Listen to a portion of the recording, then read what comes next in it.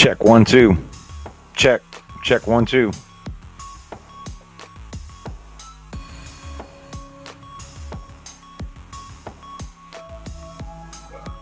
All right, it's live time right here. It is the Villain Report. My name is Russell Wayne. Today we're going to talk a little bit of that combine. We're going to talk a little bit of free agency on this episode of the Lion Villain Report. Stay tuned. Hey, yo, the lies told that you never make it. Hopeless, so it seems. Eyes closed, hands open wide to embrace your dreams. Sometimes you gotta take a loss just to get the win. Like lots of sin was popping in like oxygen when boxes wet. Focus on the mental, never lose like a smooth instrumental. Better choose on the move in a pinto. Choose when I get to, never lose smooth on the move, but it's simple. Never give up and we winning it, maybe. We just keep winning, we conquering daily. Envision that pay me, it's never to sway me. Indigenous, maybe we winning this crazy. Your opportunity, your opportunity, your opportunity. This your opportunity, your opportunity, your opportunity, your opportunity. This your opportunity, your opportunity, your opportunity, your opportunity. This your opportunity, your opportunity, your opportunity, your opportunity. Yeah. Welcome one, welcome all, ladies and gentlemen. Welcome to the Lion Villain Report. I am your host, Russell Wayne. I am your resident villain. And we're ready to get this thing rolling today. We are broadcasting live right now into the Lions Villain Squad Facebook page. Yes. Follow that page right there. That's our page. We're the UDFA of sports podcasting right there. So liking, commenting, sharing, getting involved in this conversation is where it's at. That's what we're trying to do right here. This is good football conversation, combine type of stuff. Yeah, Joe Chapp and the boys, thank you for supporting the Villain Report right here over on that page, the Detroit Lions News Podcast. You can follow them, JC Sports and whatnot. And then we're on Roku. We're on Roku with the Huddle Sports Network. That's Bill the Packer fan, Mike the Bear fan, all those Viking fans, the NFC North crew that we have. Rochelle. Yeah, I want to widen that out there. I thought that was going to be a little bit better, but I didn't like that. I don't like that. Let's do it like that. I want to see some more of that room. Yeah, that's right. It's faith, family, then football on this program. It's in that order. Faith, family, then football. We use football. We don't let football use us. Create the memories. Don't turn into a butt right there. We have over 60,000 on our Facebook page, and Leon Phelps is here to take you all the way up to 70,000 right there. Yeah. YouTube page at Lions Villain Squad. That's what we do. The UDFA of sports podcasting. I don't know if anybody got a chance to catch some of the videos that I've been throwing out there, because I do believe that free agency is the most important thing, and even during combine week, it is the most important thing going out there right now, because we're going to watch all these guys run around in shorts. Everyone's going to get excited for a week, but the bottom line is free agency comes first. That's what it is. Free agency's got to come first. So a whole bunch of these holes are going to get filled, and it is going to take us back to a best player available type of thing. So, but before we go get into that, let's say hello to everybody. Central Scrutinizer. You like that? It's my quarterback. That's right. Right there. What's up, Davey? Good morning, Davey. You like Good that? morning, Rick. Even Broski Bear's in the house. Got to be feeling good with Ben Johnson over there. Boatload of money. You got maybe the coaching. Here come the Bears. Are we feeling like that? But going into the combine, how are you feeling? Going into the combine, right here. Good morning, Mark. And who were the the risers and the fallers when it comes to the combine. And I'm using the reference right here of the Pride of Detroit. Eric Schlitt over there does a phenomenal job at gathering information. And kudos to them. I learn a lot, and I am a fan of their work. But looking at this article right here, 2025 NFL Combine results, 7 standouts from the linebacker group. So let's talk about some of these guys right here, like Jahad Campbell. Now, there's a lot of talk out there is, can we re-sign Derek Barnes? And Jahad Campbell essentially plays the exact same position right there, but he had a good beginning. I want to see if I can bring this up without all kinds of extra crazy stuff here. Let me see if I can let you guys see what I'm seeing. Okay, that actually looks okay. Okay, so let's look into that right there. He's 6'3", 235 pounds. He had a 4.5 240.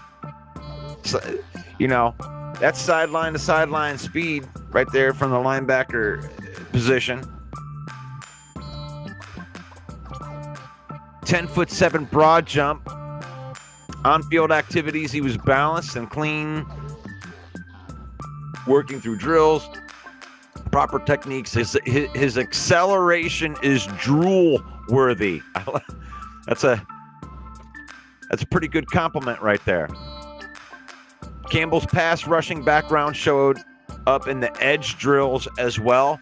So the Lions like to use this Sam linebacker,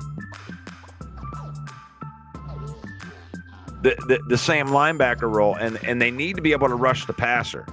They have to be able to drop into coverage, and that's a very small group of people that you're going to get to be able to do that at a high level. And you got to develop into that role. It took him 3 years to do that, which is one of the reasons I think that when it comes time that we're going to want to re-sign Derek Barnes. If we can. I mean, Derek Barnes, I know that he's been rumored to go to the New York Jets, and maybe he can get a bag there.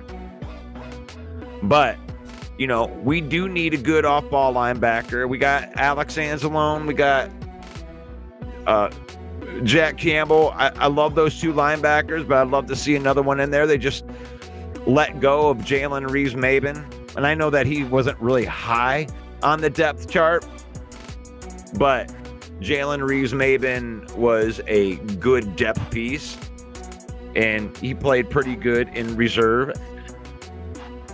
And Brad Holmes has built a pretty deep roster that even extends into the practice squad, because that was put to the test last year and it was done well.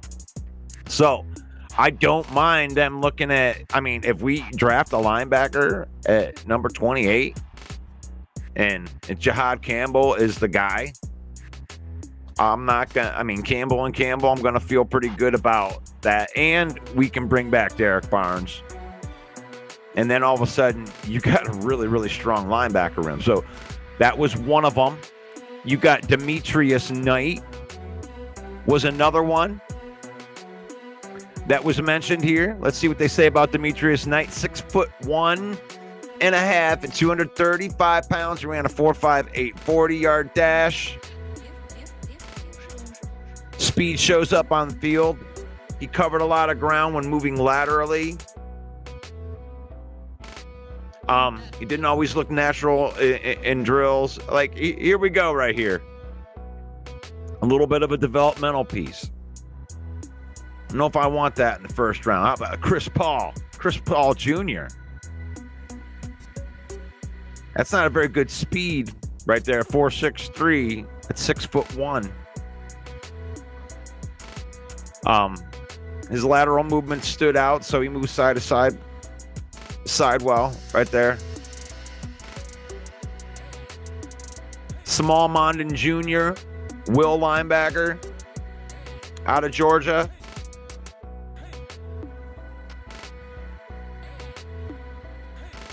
So, and then going into, let's see, we can look at the edge rusher. This is what everybody really wants right here.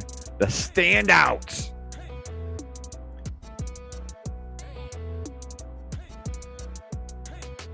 We got some standouts right here on the edge position. So Brad Holmes comes out and pretty much, shoots down my dreams of them going out and getting Myles Garrett.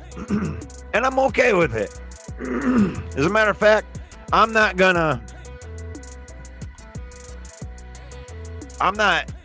really even gonna gear myself in that direction anymore. I mean, for one, they're playing the game over there in Cleveland. They're being the Browns.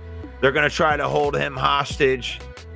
Honestly, I think it might be more of a June 1st play than anything else, because the contract is kind of untradeable right now. But after June 1st, you could see them moving on from Myles Garrett, because he's going to hold out. They just said that he was going to hold out. But I've given up on the dream of that until Barry comes out and says that he is available. It's business as usual from Brad Holmes. And I'm definitely not going to critique Brad Holmes for not going out and commenting or developing a strategy around an imaginary player that isn't available yet. So if Myles Garrett becomes available, I think Brad Holmes should pick the phone up, but it isn't. He isn't right now. He's playing the game. We're going to find out who's in control in Cleveland, right? They're both pushing their weight around now. Myles Garrett's like, I ain't restructuring for nobody. You gonna trade me or I ain't playing? He doesn't want to be there during that mess. But let's get into these edge players a little bit right here. Let's get on topic. The standouts. Probably one of the reasons that Brad Holmes doesn't want to trade these first-round picks, because there's a good chance that one of these guys is going to be a Lion. Jason Pierce Jr., Tennessee, ran a 4.47 40-yard dash, a 1.56 10-yard split. This guy is explosive. The hooded bandit set the combine on fire with a 4.47 40-yard dash, effortless showing on field drills. His movement skills put him in a strong contention to be the second edge rusher off of the board. Pierce was a natural mover, especially in the 4-bag agility drill, where rapid typewriter footwork stood out. Oh, I like that. Good job, Schlitt. Eric Schlitt's a good writer. I like that. Is that? No, that's Al Cartson. Okay, my bad. Give the right writer the credit right here. Typewriter footwork. Glided. So the Lions met with these guys, most of these guys, during the combine. There's not a lot of roster spots on this team, and it's a funny thing. We're trying to be realistic right here, and there are, everybody creates whatever narrative that they want to create out there. But the fact of the matter is whether you believe in them or not, there's a lot of spoken for roster spots here on the Lions roster. And I do want to make some speculation on what guys are going to draft, but I'm really going to get into that a lot more hardcore next week when we're going to look at some of these guys. But for the time being, we got to look at these free agents. especially the ones that are on our team. Now, because we don't have a lot of roster spots, you want to get impactful players, right? I mean, don't you want impactful players that are on your team? I keep on hearing people say stuff like, well, we can't get any more of these project players. Well, what are they supposed to do? I mean, you just, a project player, you know, what if they draft a really, really good secondary piece that's like a safety? He's a project player. He's not a project player. He's got to make the starting lineup. I mean, let's say, for instance here, because there's a whole bunch of really, really good prospects right here. But when you put it into the terms of the guys that they're going to have to beat out, right? We take an edge player. We keep Zadarius Smith. We got Josh Pascal. We got Aiden Hutchinson. Now, what's to say that any of these guys would just jump anybody on that roster? You know, I'm all for one of these guys might be the next Myles Garrett. One of these guys might be the next best Landon Jackson out of Arkansas. Look at that. I mean, just the build. That's what you want. We like these big ends. Landon Jackson, you know. Yeah, Shermer Stewart, Texas A&M. James Pierce Jr. I mean, that would be great. He shows elite traces, right? He's an elite, could be an elite guy. Well, the Lions got Zadarius Smith and Aiden Hutchinson that are going to start the year. And whether you think Josh Pascal is a guy or not a guy, he's here and he's going to have to be jumped on the depth chart. It's not going to be an easy jump, even if they get one of those guys. This is one of the things that happens when you build a good roster. You don't just, you're not just going to get on this team now. We draft a cornerback, if they even if they don't bring back Carlton Davis, you're still going to have to jump Amik Robertson and Terrion Arnold on the depth chart, no matter where they pick a cornerback in this draft. So, Brad Holmes spoke loud and clear to me. The villain is hearing the message. Did you see the look that Brad Holmes gave that reporter when he asked him about the trade? It was just a 1 second look. I grabbed it. I got a reel that I threw out on the Villain Squad page. It's got like 20,000 views on it. But yeah, I highlighted that look that he gave at the end. And I'm no longer going to talk about like Myles Garrett on the Lions. I'm going to talk about Myles Garrett because it's a big NFL story right now. It's probably the biggest offseason story right now. What's going to happen with that? Oh, man. How about my peeps in here? Good morning, Broski Bear. The bad guy. You like that? Got a frog in my throat today. Sorry about that.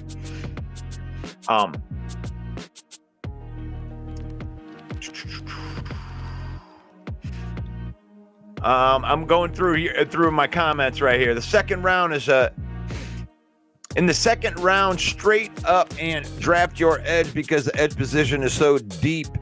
Jod Campbell is the stick out linebacker. After him, it's just average. Okay. I mean, that's awesome. Even Campbell, I mean, the Lions roster, and you got to feel me on this, the Lions roster, show me where these guys are going to fit in. I mean, you're not a guaranteed start no matter where you're drafted, anywhere for the Lions. The Lions have good starters at every position right now. Now, the draft and free agency is where you get better. They got money. Brad pretty much told us that he's not really going to go outside of what we have already. You know, these guys, I think that they value guys that maybe we don't. And, you know, when I'm thinking about that we value guys that they don't, I think that a lot of people have written off Colby Sorsdahl. I think a lot of people have already written off Giovanni Manu and like Rakestraw. Some people have even written off Terrion Arnold. You know, some of these picks. And I think these long-term guys, Broderick Martin, a couple of these guys are going to stick out next year. I don't know which one of them is going to pop, but the average says that in the third year, some of these guys are going to make jumps because we do draft and develop well.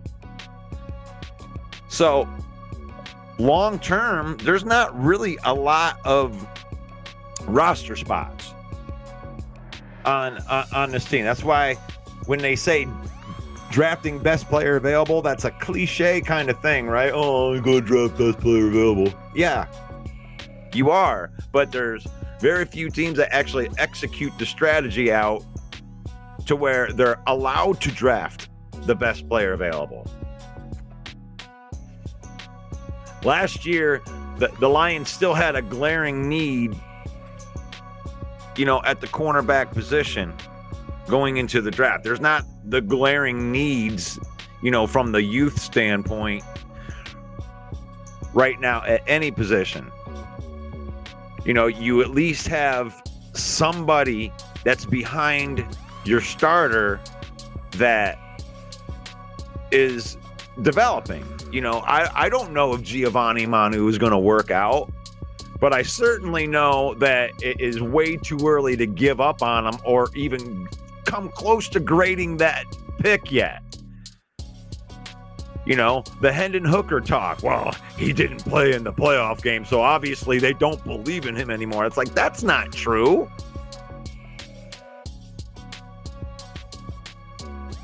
Teddy Bridgewater got done coaching the team that he went down and coached his high school football. When he was done with that obligation, he came in and practiced with our starters for 3 weeks because he's an experienced QB.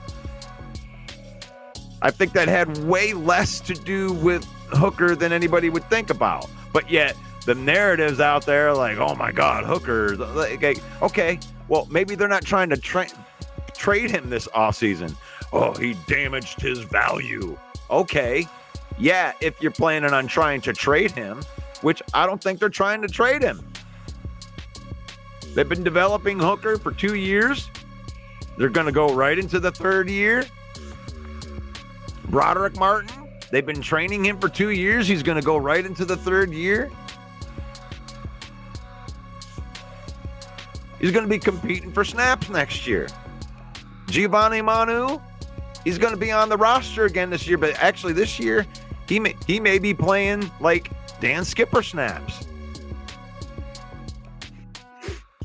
So, Central Scrutinizers got my back. Great point, Russell. The roster's already full. Not very many roster spots available. Okay, Brennan, why did I even say any of that? Gosh, sometimes I forget my total point. The reason I say that is that's why they are out there interviewing all of the edge prospects. Don't be surprised if the Lions, since they're not going to trade for Myles Garrett, well, they may trade to go up into the draft to get what Brad Holmes likes to call the blue chipper guys, right?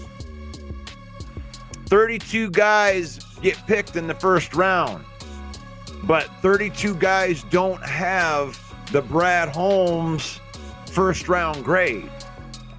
He always says there's a bag of guys that's like 10 or 15 deep that are what the blue chipper guys, right?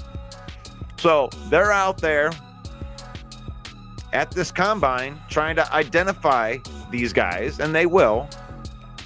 So one of these guys is going to stand out to Brad Holmes as being in that bag of high-end guys.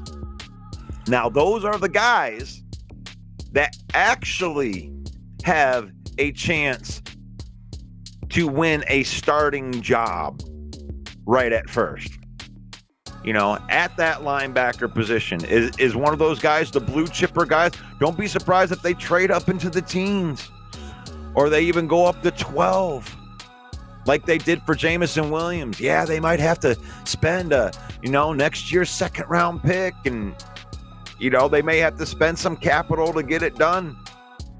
But I believe they're going to go get one of the high-end guys that have a chance to affect the game sooner rather than later.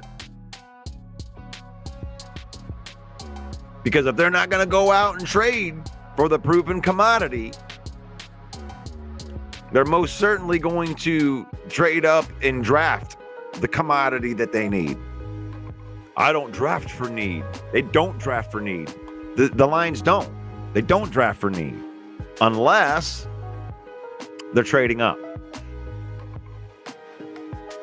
Because you don't trade up into that spot and then go, what's the best player available? No, they know the player they're going to get. So any team, in a sense, Brad Holmes did draft for need last year in the first round when he traded up and he got his guy at cornerback. Now, I do believe that the second round, they got Rakestraw. That was something that fell to them and they liked him, so they ended up getting him there. But, you're going to have to compete as a rookie to make this roster. I mean, if you remember just 3 short years ago, when they're, drafted in 2022, 2021, you had so many holes on the roster. You're trying to find third round picks that you can stick in there.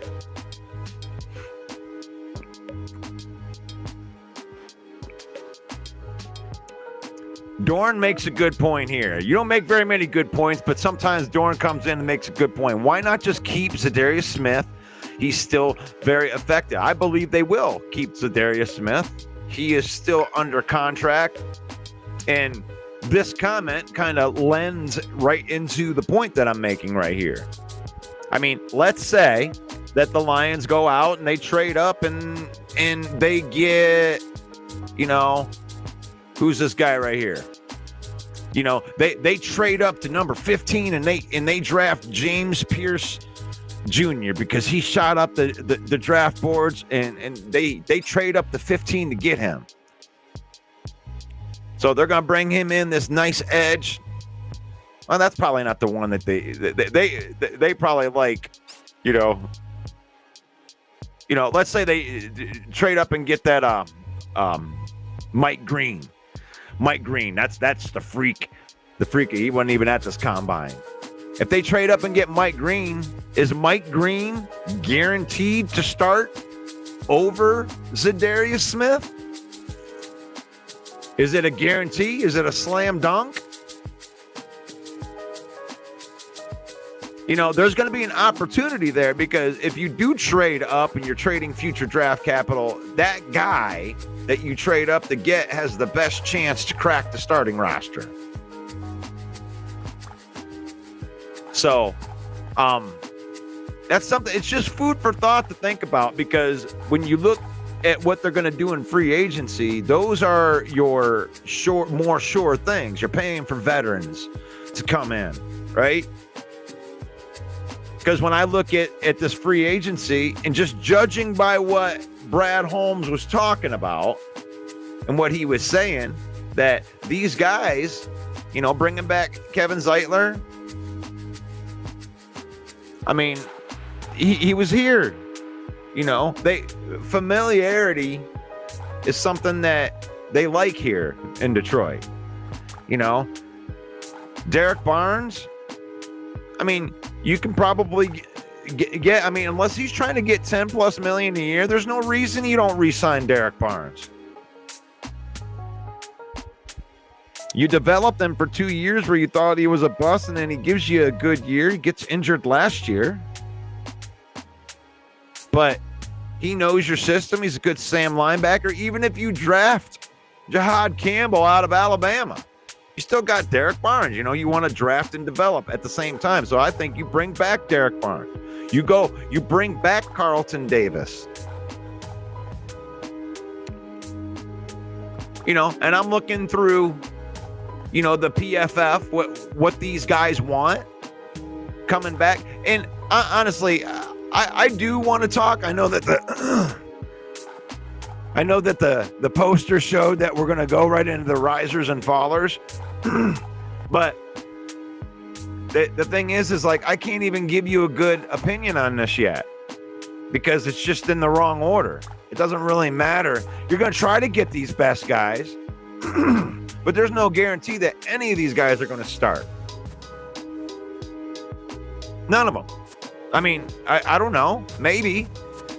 But the most important thing is March 10th through 12th when we find out which one of these free agents is going to be. How many of our own free agents are we going to keep around? I mean, we got this money. Lions are sitting on some dough. They can get... And they have it. I don't think that Brad Holmes is freaking out about, you know, oh no, we're not going to have any money. The thing is like, he wants to prioritize bringing back our own guys. I mean, isn't there a part of you as a Lion fan, and like, no excuses here. We got our asses kicked in the divisional round, going 15-3 on the season, or 15-4. You win 15 games, that's good, man, but you want to win in the playoffs. But isn't there part of you that wants to know what would have happened if you had Aleem out there? What would have happened if you had Hutchinson out there?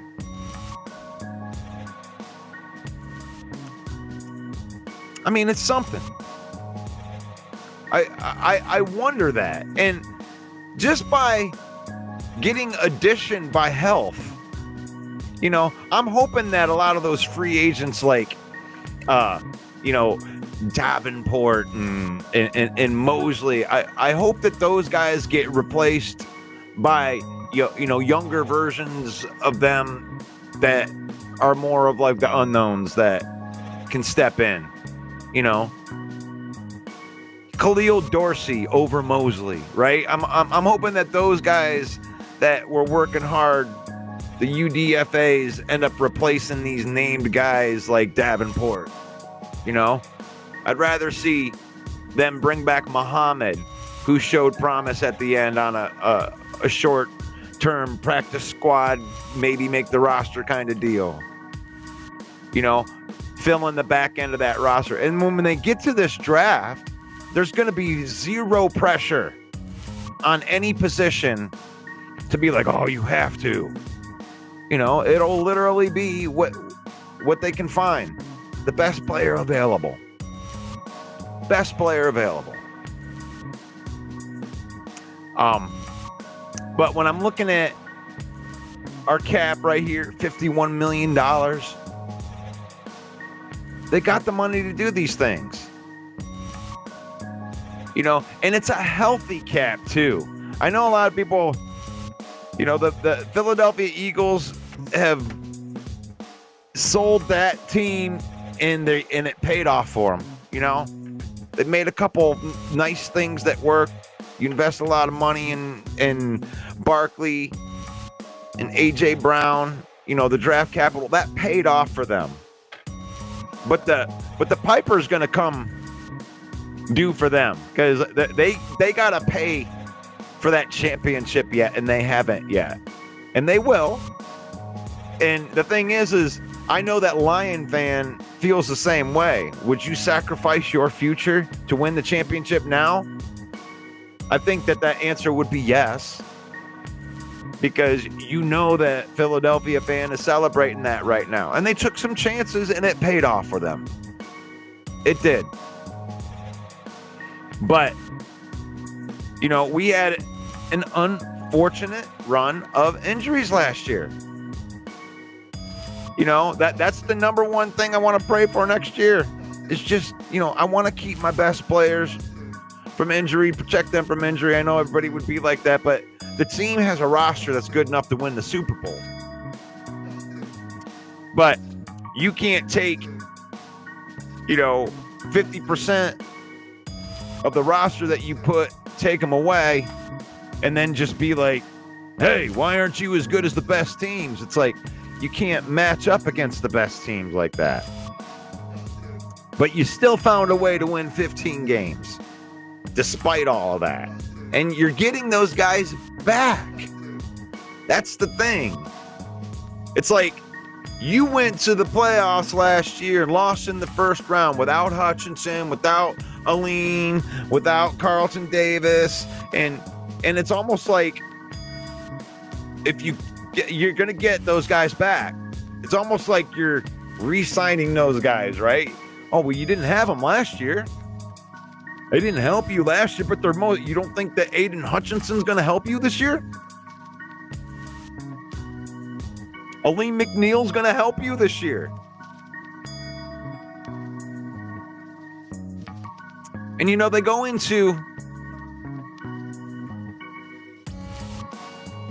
you know, the free agent rankings. And, you know, a couple prizes came my way, and I hope that you guys get a chance. If you haven't already, check out my free agent profiles that I put out there. I made some videos on some of our free agencies, and I forgot to do this, but this episode right here is brought to you by Fanatics.com. That's right. You can get that Lions pullover hoodie by going into that link right there, and you can save up to 25% off of your order from our affiliate marketing partners at Fanatics.com. They also have like WWE gear, NHL gear, MLB gear. So that's why we went to Fanatics, because they are more versatile. So yeah, thank you for using the villain code. Now let's look in the free agency. You're talking about the interior defenders right here. The first guys, you're looking, these guys want $20+ million a year. That kind of just eliminates these guys. We're not going to go outside the organization. That just ain't going to happen. And look who shows up as the number 3 guy right there in free agency for you at $8.25 million a year. Levi Onwuzurike, coming off of his best season. This is a no-brainer. You need interior defensive line help. You might as well go with somebody that has been here learning the system. You got the best year of him last year that you've gotten. You know, with all of the attrition, he was one of the bright spots that stood in there. Now, I know that defensive tackle doesn't throw up all of the sexy stats, but he did play well at the end of last year. And, you know, not judge him by the points or anything, but he was 15th in pressures from the whole season. That's out of all the defensive tackles in the league, 15th in pressures. So there's value in having a defensive lineman that might still be ascending. Let's not forget that. Levi Onwuzurike. I put my hat in. The villain is 100% on this. I do tell you that on my video. But has he lived up to the second round pick? No, because he was injured for the first 2 years. He played 150 snaps or something like that his first 2 years. had to have a spinal back infusion. He thought that his career was in jeopardy, but it worked. And we are starting to see the player that he drafted in the second round. It started to come out at the end. You watched how well he played towards the end of the season. It was definitely end loaded. It even started in last year.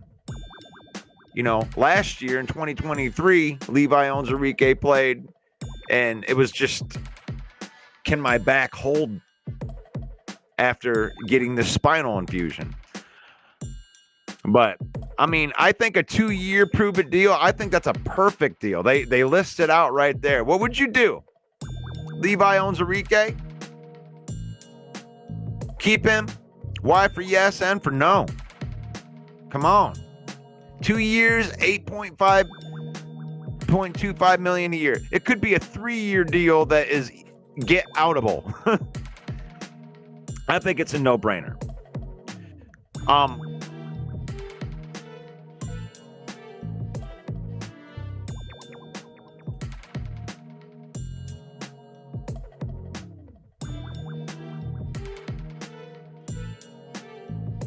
Tell me where Derek Barnes' injury was part of injury history. What injury history? This is his first injury. He got injured he missed a couple of games here and there. I'm not talking big time. I guess this is his first major injury. He has missed games before. But Levi Onwuzurike has missed 2 years worth of games. So I think that you bring back Levi Onwuzurike. If you can get Derek Barnes at the same range, Carlton Davis,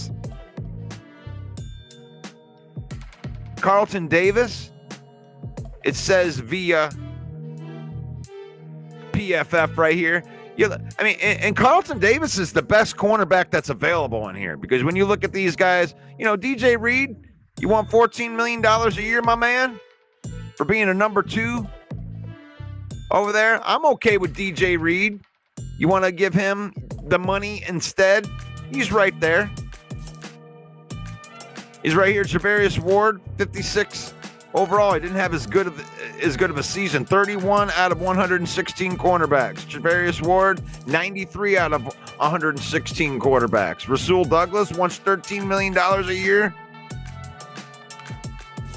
102 out of 116 quarterbacks. Byron Murphy,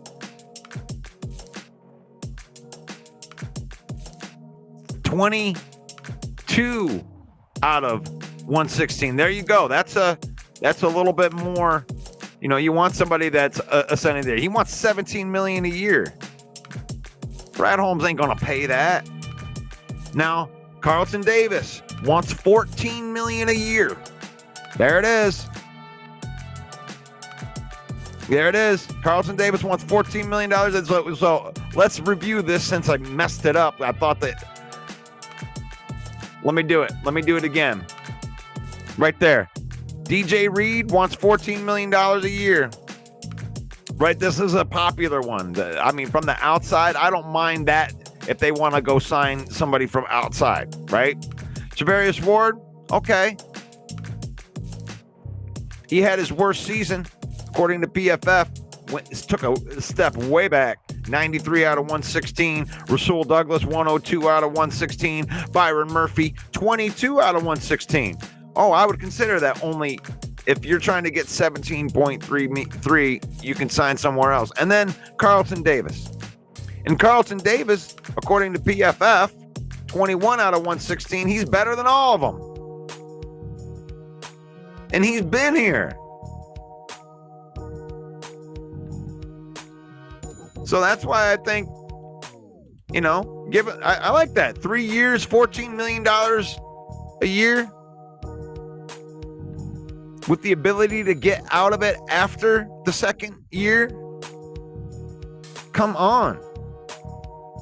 Familiarity. Give me some Carlton Davis. Do it. That's easy. Those are 3 easy signings that that fill the hole. Fill the major holes.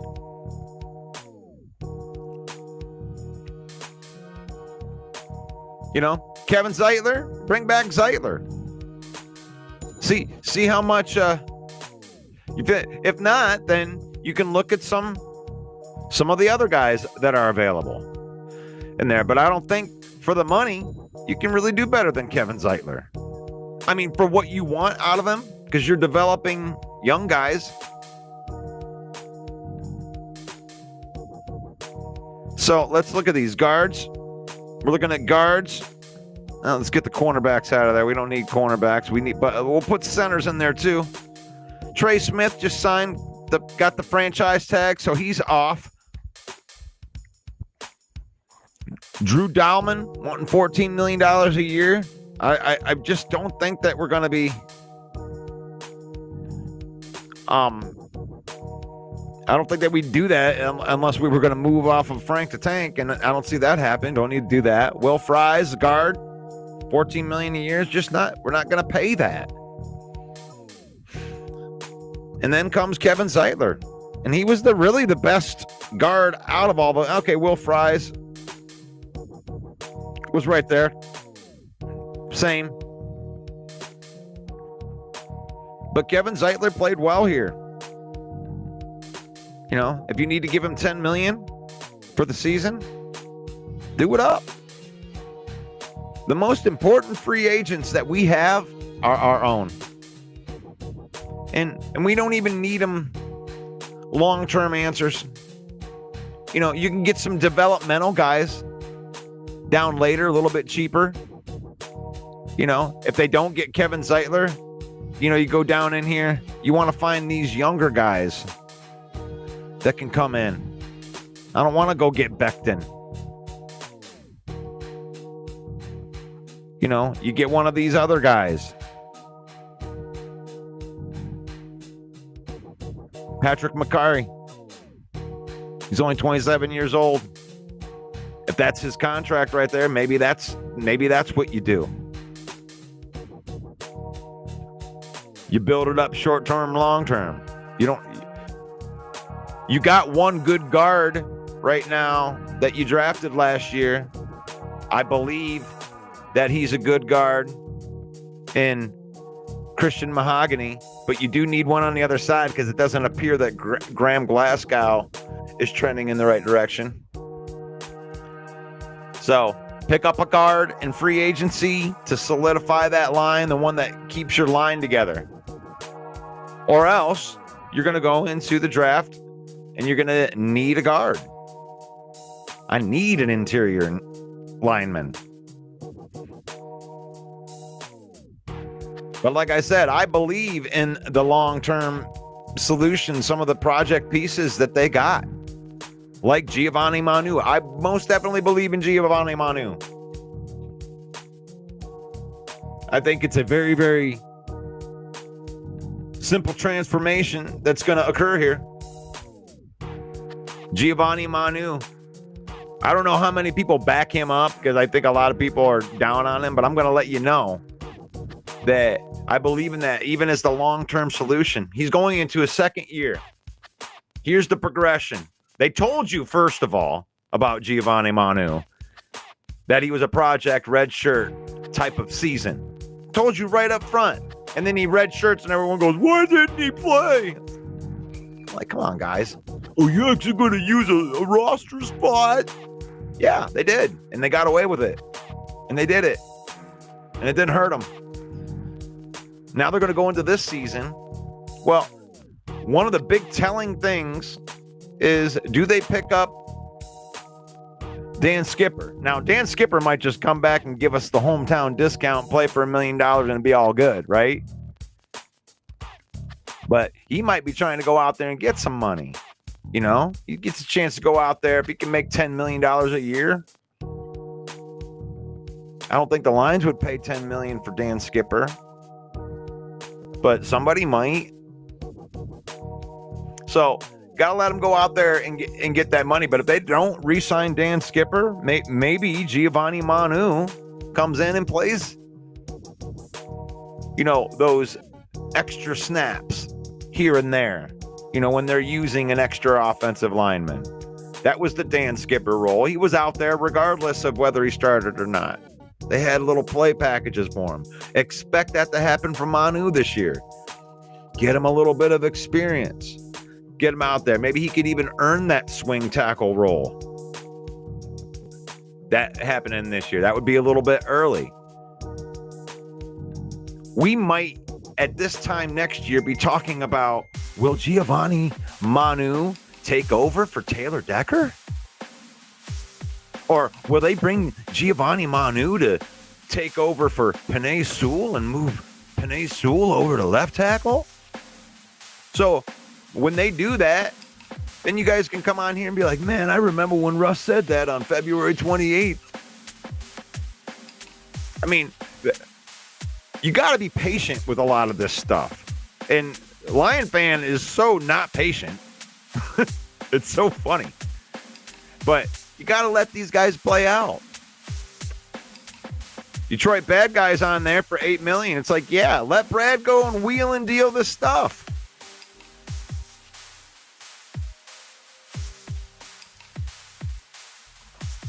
I mean, bring back Carlton Davis. Maybe he comes in for cheaper than 14.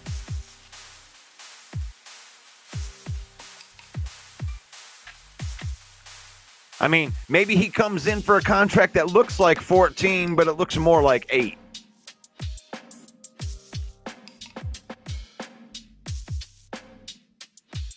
So when you look at the free agents at the positions that we have, that we need, it's like our guys are where is that? Mark G tells me, he says, leave Sewell where he's at. I'm not talking about this season right here.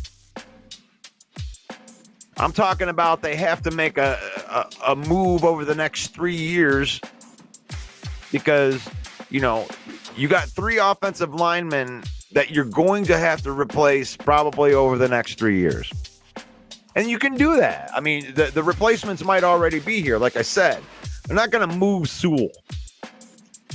But that may be an option because usually you have your best offensive lineman protecting the blind side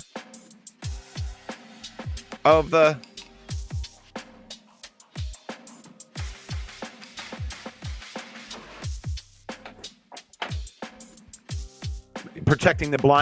quarterback. So, I mean, he's awesome at right tackle. I mean, Penei Sewell would be the man wherever he's at. It don't matter. He's getting paid like a left tackle. So, I mean, I don't know. But you have answers, right? Mahogany looks like he's straight up going to be the long term, right? And if you throw Mahogany in there in replacing Glasgow, bring back Zeitler, then all of a sudden you may have a better offensive line than you had last year.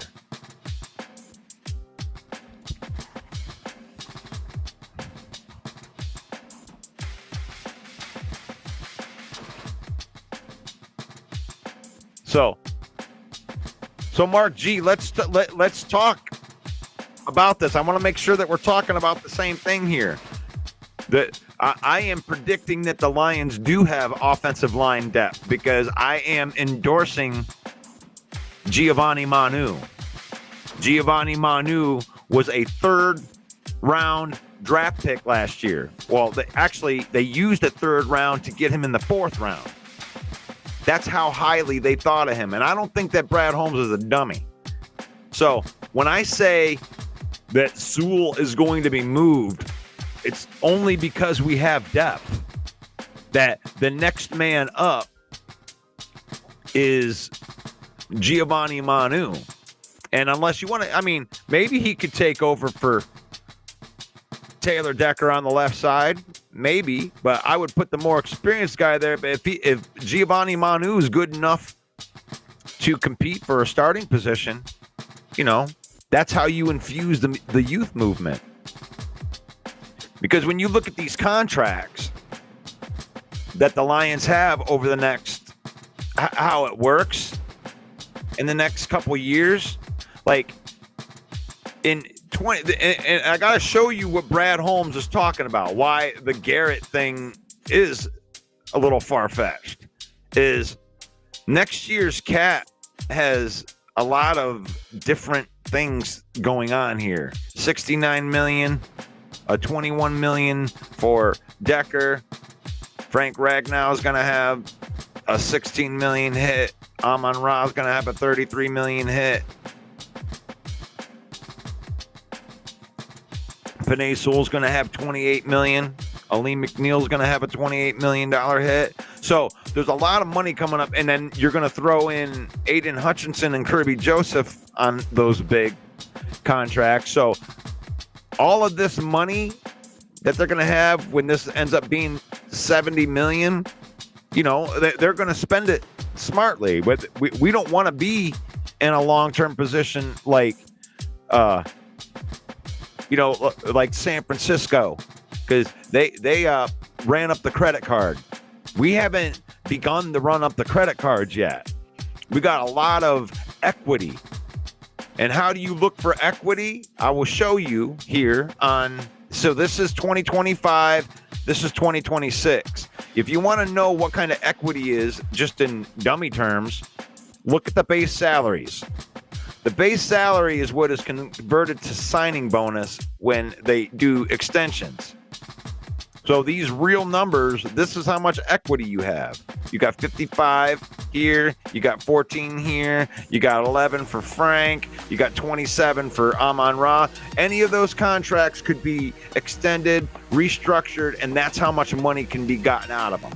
Because you convert that to signing bonus, and that lowers your cap number. So you can do that, but they haven't had to do that yet, and I think they're going to base this offseason off of getting all of these guys in a workable cap, and I believe they can do it. And part of it is, like, let's look at Taylor Decker's contract here. So he signed a 3-year extension, right? So they pay him last year. They get the guarantees are out of the way. He's going to play for you this year, right? He's a Lion this year. You know, he's going to get a good chunk of his money this year. When you look at the per game bonuses right there, the workout bonus. So his contract from a guaranteed standpoint will be completely fulfilled at the end of this year. So when we go into 2026, there's actually a decision that needs to be made, because you don't leave guys with zero on their guaranteed money normally. So they're either going to release him and, you know, and just go ahead and take the 11 million in cap savings, you know, and eat the 9 million, or they could trade him. But they have a lot of options that can remove $20 million over the course of a couple years of cap that could do next year. So they are set up to let the next man up take over. And I believe that's Giovanni Manu. That's what they brought him in. And whatever draft picks that they bring in this year at the best player available.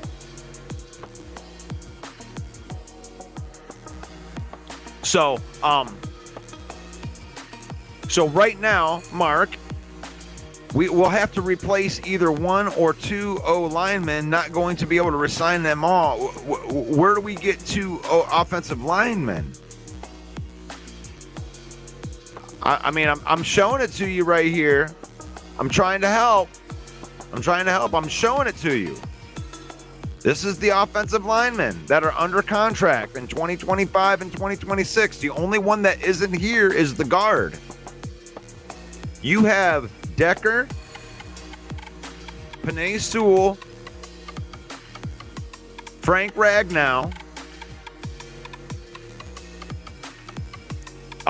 and Mahogany and Graham Glasgow are all under contract for at least 2025 and 2026. Frank Ragnow's not going anywhere for 2 years. So I do think they got to get younger at the position, but they don't got to replace anybody right now. You still have Colby Sorsdahl. You still have Colby Sorsdahl that you're developing, and I don't know if he's the answer, but I don't know that he's not the answer. So we are going into this draft without giant needs. You have the whole, by the time we get to done with free agency and we get into the draft, all of the needs are out of the way. And then you're just drafting players that are going to compete for spots. And that's where you want to be. That's exactly where the Lions are at. And the Lions have done well with free agents. I love how we only talk about the ones that didn't. Oh, my God, where are you going to keep on getting Emmanuel Mosley and Davenport? Okay, those are two that didn't work. They don't all work when you're doing the bargain bin thing. But David Montgomery worked. How about, I think that Zadarius Smith is working. I think that, Carlton Davis worked. That was a trade that worked. So they don't all work. But with free agency, this free agency is going to be more about us keeping our own guys and then drafting the next ones. I'm looking through the free agency list, and I would choose my guys almost at every position.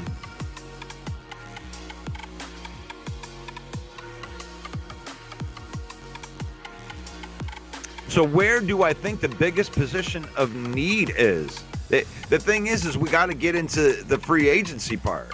I don't know which players we're keeping, but if we're just looking at it for right now, it's cornerback. Cornerback, we lost our bona fide starter, and that also removes depth.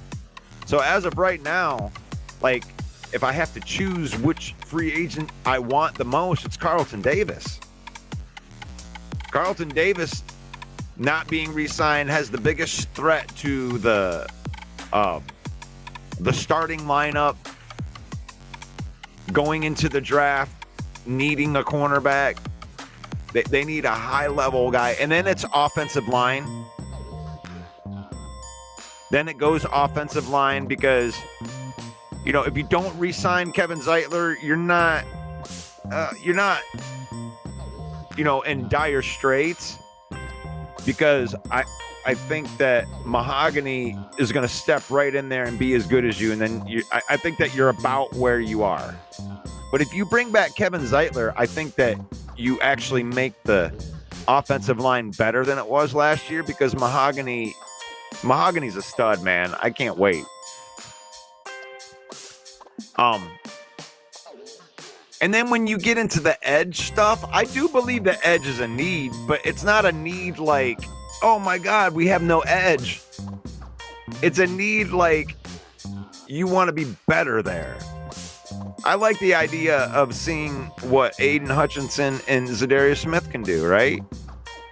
And I am bigger on third-year players and fourth-year players than anybody else is, because I believe in progression here.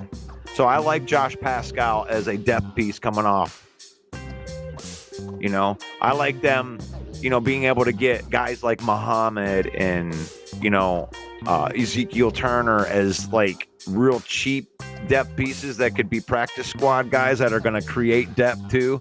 So we need high-end talent, which is why I believe in a trade to get a veteran player, or I believe in trading up in the draft to get one of the top guys at the position that they want. So, linebacker, I think that's actually a position of need now. That one just kind of slid up a little bit. You got rid of your Jalen Reeves-Maben. So, there's a lot of questions that need to be answered. And I did, this episode today brought to you by Fanatics.com. Get that hoodie. Scan that code. You can support the villain. Scan that code. Get some of that Lions gear. They got WWE gear. They got NHL gear, MLB gear, NHL gear, NBA gear. Hit it up. Thank you for supporting the channel. Yeah, and our affiliate marketing partners over at Fanatics.com. So this is the time of year, man. This is a weird off season.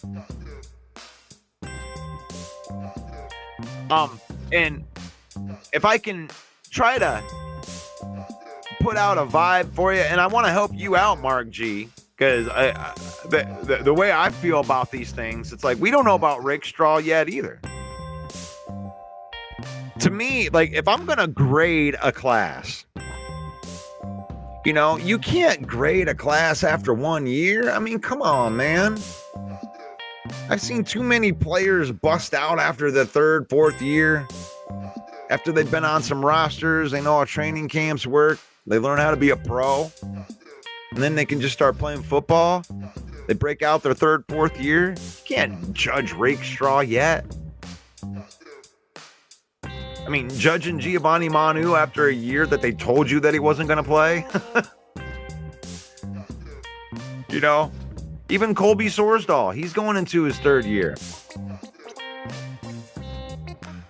I mean, we giving up on these players. These guys are going to make the roster as depth pieces and have a chance to play more.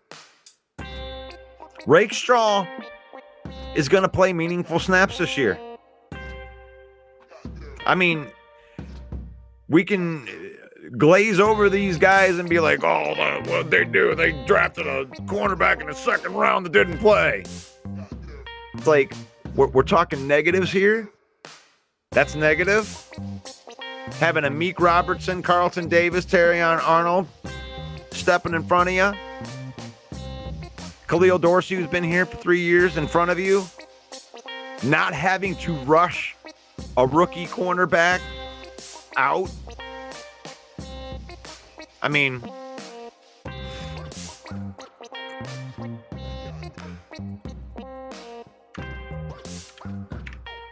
Central Scrutinizer says Alex Anzalone is aging.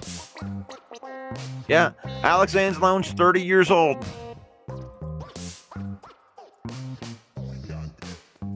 And I guarantee you they're thinking about this. You know, Alex Anzalone is in the last year of his contract.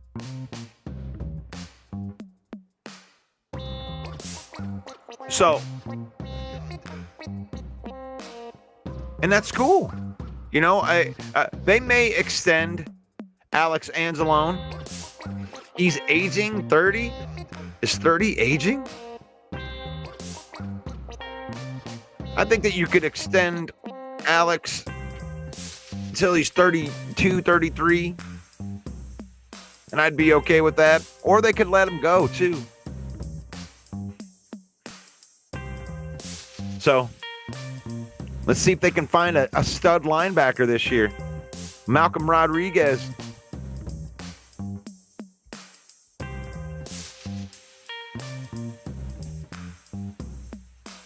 Oh, yeah, Malcolm Rodriguez, man. There's another linebacker. God, he played good last year. But let me know. I want to know what you guys think. Who do you think we should re-sign right here? We're going into the draft. My name's Russell Wayne. You can find me on X at 313Villain. We talked about some draft today. We talked a little bit about our own free agents. Do we re-sign these guys? Do we not re-sign these guys? So, but this is the Lion Villain Report. That's the Facebook page right there, at Lions Villain Squad. Thank you to everybody that follows, likes, and comments. We're the UDFA of sports podcasting.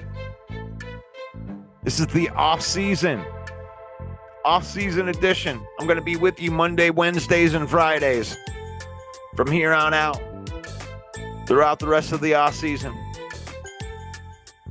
We might take a couple weeks off during the lull in May, but I'll be with you.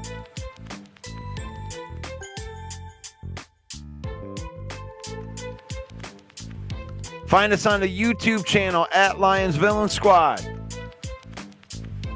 Roku, the Huddle Sports Network. It's faith, family, and then football in that order. We use football. We don't let football use us. That's going to conclude my show for today. Thank you, everybody, for watching.